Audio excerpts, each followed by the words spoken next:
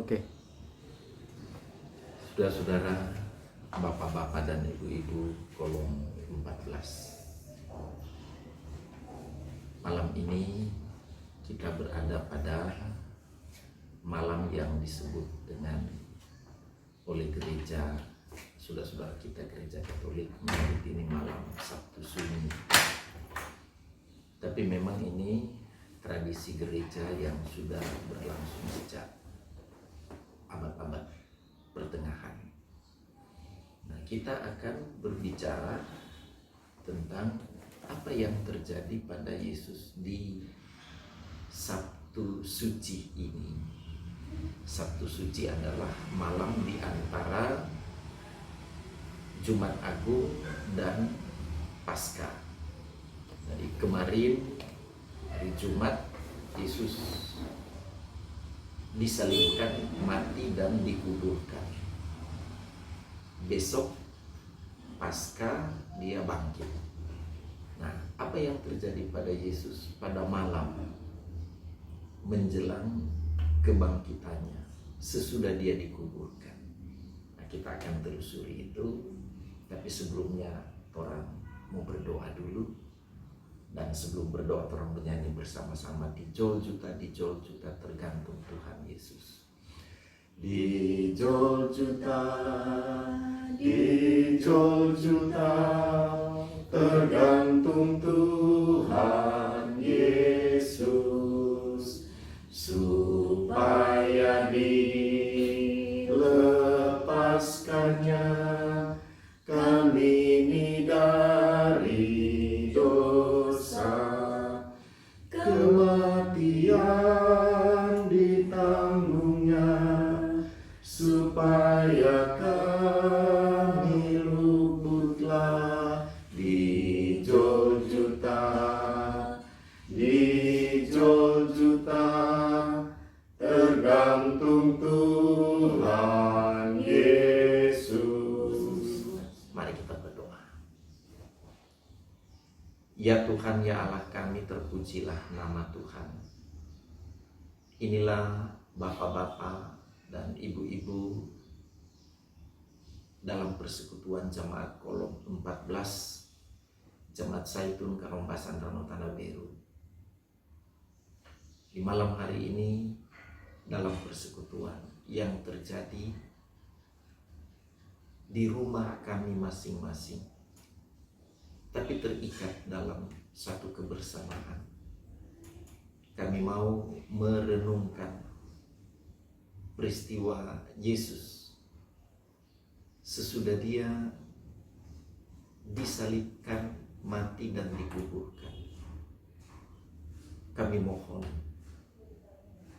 Roh Kudus-Mu akan menuntun kami, supaya oleh kuasa Roh Kudus-Mu yang menguasai hati dan pikiran kami, kami akan dihantar untuk dapat memahami, terutama menghayati peristiwa kematian dan perjuangan Yesus. Terpujilah nama-Mu Tuhan. Ampuni dosa dan kesalahan kami, supaya kami layak ada dalam perenungan malam ini. Dalam nama Tuhan Yesus. Amin. Nah, saudara-saudara sekalian, kalau kita ingat dalam ucapan kita ketika kita ada di gereja dan oleh Kadim kita disuruh berdiri dan mengucapkan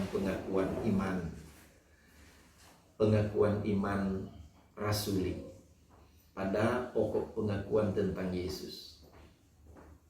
Di sana kita menyebutkan, ya, disalibkan, mati dan dikuburkan. Lalu dia turun ke dalam kerajaan maut. Ada kan pengakuan itu kita sering sebutkan. Nah, dia disalibkan, mati dan dikuburkan itu terjadi pada Jumat Agung. Nah, lalu sesudah itu dia turun ke dalam kerajaan maut. Nah, ini pasti menunjuk pada peristiwa hari Sabtu Suci, Sabtu Sunyi, ketika kita ada pada keadaan sebelum Paskah. Peristiwa yang terjadi pada turun ke dalam kerajaan maut inilah yang diungkapkan oleh Paulus ketika dia berkata, maut tidak dapat menahannya untuk ada dalam kerajaan maut. Artinya bahwa di saat itu dia turun ke dalam kerajaan maut, Yesus berperang. Yesus bertempur. Melawan siapa? Melawan raja kerajaan maut, penguasa kerajaan maut. Itulah iblis. Itulah setan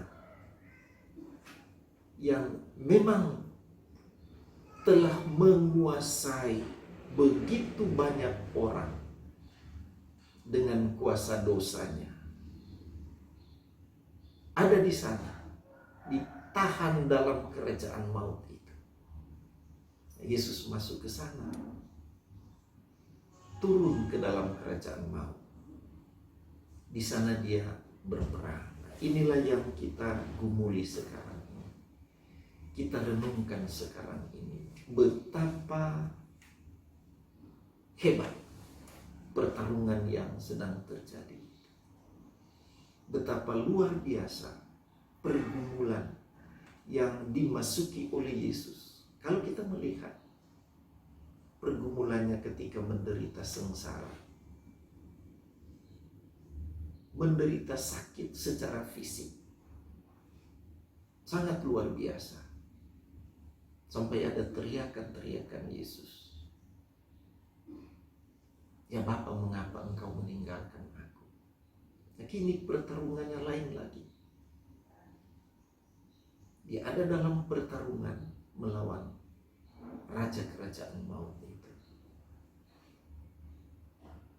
Pertarungan secara fisik, tapi juga kini pertarungan keyakinan iman dalam statusnya sebagai juru selamat. Dia berjuang. Saudara, apa yang kita patut renungkan di sini? Betapa besar pengorbanan Tuhan. Betapa besar pengorbanan Yesus. Betapa luar biasa karyanya ini. Apa yang menjadi apresiasi kita terhadap pengorbanannya ini? Apakah kita melalukan saja seperti tidak ada artinya pengorbanan ini? Apakah pengorbanan ini tidak ada makna bagi kita? Saudara sekalian, harusnya kita dalam kesadaran menyadari betapa pengorbanan Kristus ini sangat besar, sangat luar biasa. Artinya bahwa nilai dari keselamatan yang Tuhan karuniakan kepada kita itu sungguh luar biasa. Karena itulah kita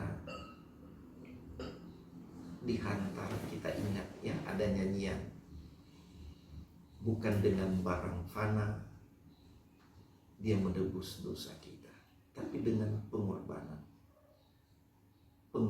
yang sangat mahal, sangat besar.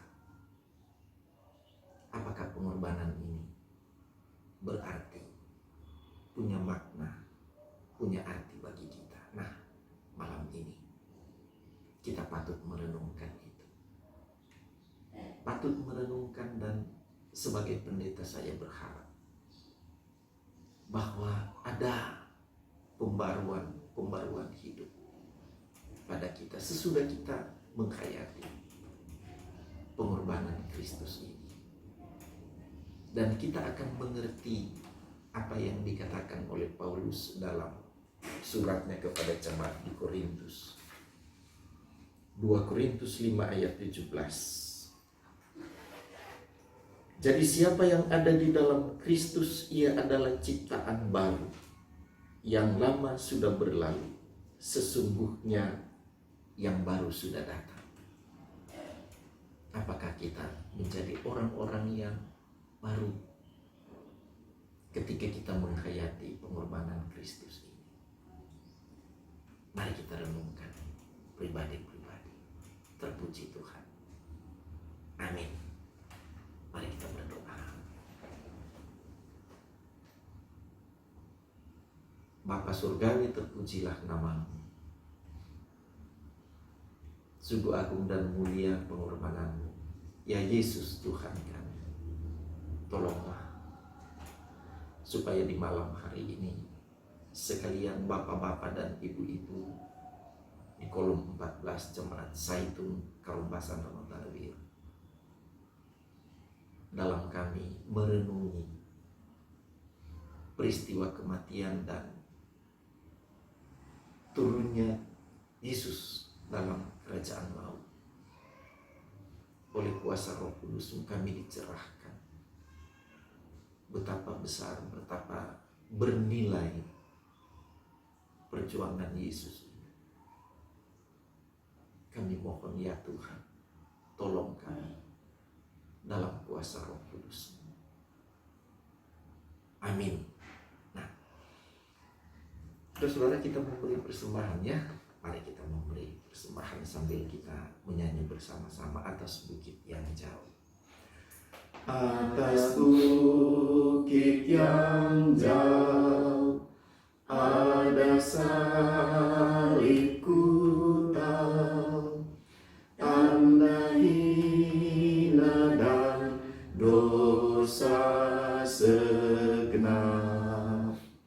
Salib itu harta, intan dan permata, kasih Tuhan sempurna kekal.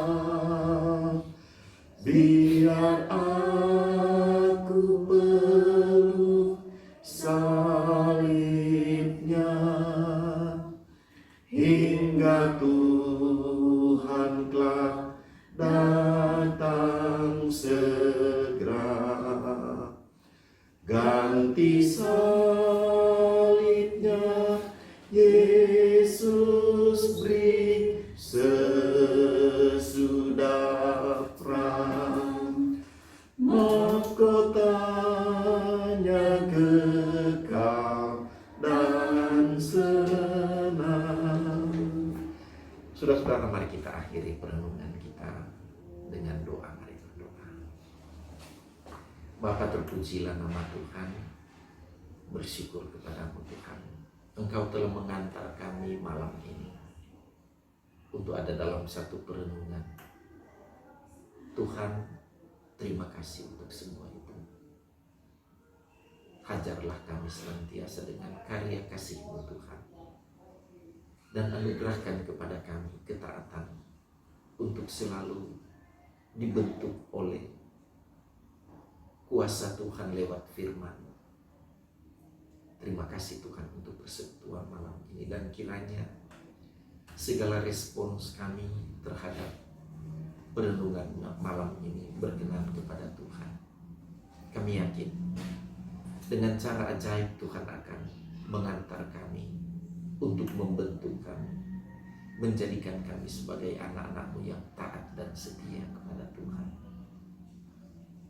Termasuk bapak-bapak dan ibu-ibu di kolom 14 ini.